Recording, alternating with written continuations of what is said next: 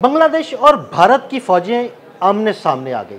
क्या भारत बांग्लादेश में कोई मिस एडवेंचर करने जा रहा है और बांग्लादेश की जानिब से इसका क्या जवाब दिया जाएगा? आमिर रज़ा मेरे साथ मौजूद है, उनसे बात करते हैं। आमिर भाई, भारत ने बांग्लादेश की सरहद के करीब अपनी फौजी तादाद बढ़ानी शुरू कर दी। दोनों फौजी आमने सामने हैं, क्या होने जा रहा है?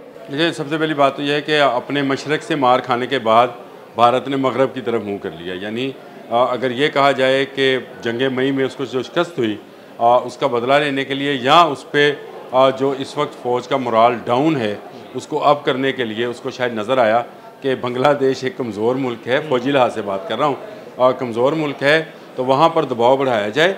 पहले तो इन्होंने बाड़ लगाने का काम शुरू किया, जिस पर बांग्लादेश ने जो है वार्न किया और इनके सफ़ीर को बाकायदा बुलाकर ढाका में उससे इस पर एहतजाज किया कि आप बार जो हमारा सरहदी मुआहदा है बांग्लादेश और भारत का, उसको नहीं किया जा सकता। देखिए, 3 नए गैरिजन जो है भारत वहाँ बना चुका है जो कि पहले मौजूद नहीं थे, और इसकी बड़ी वजह यह है कि वो फ़ौज की एक बड़ी डिप्लॉयमेंट वहाँ पे करता चला जा रहा है। दूसरी तरफ बांग्लादेश क्या कर रहा है वो मैं आपको बाद में बताता हूँ, लेकिन पहले तो हम इस पर बात कर लें कि ये 3 गैरिजन बनाने की ज़रूरत क्यों पेश आई। देखें, जो इसकी शुमाल मगरबी रियासतें हैं इंडिया की, उनको जो एक रास्ता जाता है जिसको चिकन नेट, जिस पर आपने भी किया था, और जिसको सलगोरी के पास कहते हैं, ये एक बिल्कुल बारीक सी पट्टी है जो कि इसको शुमाल मगरब की तरफ जो सूबे हैं जिनमें असम है, मेरा ख्याल असम है, और मेघालय है, त्रिपुरा है और मिज़ोरम है, ये 4 रियासतें जो हैं, नागालैंड भी उधर ही है, 7 रियासतें हैं। हाँ, वो 7 रियासतें उस तरफ हैं। उसको जोड़ने वाला एक रास्ता है सिर्फ, जिसके साथ बांग्लादेश की सरहद लगती है। और आमिर भाई, ये वही 7 रियासतें हैं जहाँ पर आज़ादी की तहरीकें भी चल रही हैं और किसी वक्त भी इन्होंने अलग-अलग हो जाना है। बिल्कुल अलग स्टोरी है। लेकिन इस वक्त बांग्लादेश के साथ क्या हो रहा है, लाल मीनार एक एयर बेस है जो कि दूसरी जंग अज़ीम में बनाई गई थी, ये बंद रही है और ये बिल्कुल उस सलगोरी पास के करीब मौजूद है। यानी यहाँ से सिर्फ अगर जहाज़ उड़े तो 2-4 मिनट के अंदर या 1.5 मिनट के अंदर वो भारत के अंदर होगा। अब हुआ ये कि जब ऑपरेशन ये जंग मई में मार खाई इन्होंने, और उसके बाद इन्होंने सोचा कि शायद अपनी फ़ौज का मोराल बुलंद करने के लिए हम बांग्लादेश पर दबाव बढ़ाते हैं, ताकि किसी तरीके से जो मोदी सोच है उसको लोगों पर मुसल्लत करने के लिए पाकिस्तान न सही तो साबका पाकिस्तान यानी बांग्लादेश पर हम दबाव बढ़ाएं, और इन्होंने अपनी फ़ौजें बढ़ानी शुरू की।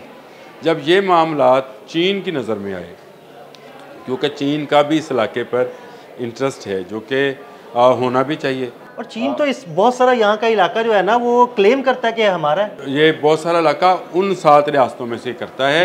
बांग्लादेश के साथ उसका कोई सरहदी तनाज़ा नहीं है, और लेकिन उसका बहरा बंगाल में ज़रूर ऑपरेशन करने का, जिसमें वो एक पूरी बंदरगाह जो है उसको डेवलप कर रहा है, और ये बंदरगाह का डेवलप होना जो है ये उसकी तजारत के लिए ज़रूरी है। जिस तरह से वो पाकिस्तान में सी पैक पे काम कर रहा है, इसी तरह अगर आप उसको समझे तो वो बांग्लादेश में भी एक मंसूबे पर काम कर रहा है। अब जब भारत ने यहाँ पर नई छावनियाँ बनाने का आगाज़ किया तो चाइनीज़ जो थे वो कहाँ चुप रहने वाले थे, लिहाजा उन्होंने क्या किया, उन्होंने लाल मीनार में एक नया कंट्रोल सेंटर बना लिया। जी बिल्कुल बिल्कुल। और इस एयरबेस पर J-10C का इंफ्रास्ट्रक्चर जो है वो तमीर किया जा रहा है। यानी उसके लिए हैंगर्स, उसके लिए सिस्टम्स, उसके लिए कंप्यूटर्स, उसके लिए जो ज़रूरी आलात या रडार्स या जो भी सिक्योरिटी के मामलात हैं उनको मुकम्मल किया जा रहा है। ये भारत के लिए जो है ख़तरे की घंटी है। भारत जितनी मर्ज़ी फ़ौज ले आए, 3 छोर 15 गैरिजन बना ले, जब जहाज़ ने ऊपर से आना है उसने तो रुकना नहीं है। आपने थोड़ा नरम लफ्ज़ इस्तेमाल किया, ख़तरे की घंटी। ये भारत की मौत है, मशरिक़ की सरहद पे भी और मगरिब की सरहद पे भी, इधर भी J-10C और बांग्लादेश में भी J-10C। देखिए, बात समझे कि चाइना जो है वो अपने कारोबारी मामलात को तहफ़्फ़ुज़ देना जानता है, तो मैंने इसलिए ये लफ्ज़ इस्तेमाल किया था कि उन्होंने पूरा कंट्रोल सेंटर बना लिया है, और इस पर चाइनीज़ जो आर्मी है उसके एक बड़े वफद ने वहाँ का दौरा भी कर लिया है, और उस एयर बेस को जो है मज़ीद बढ़ाया भी जा रहा है। यानी उसको मज़ीद एक्सटेंड किया जा रहा है, उसको नई शक्ल दी जा रही है।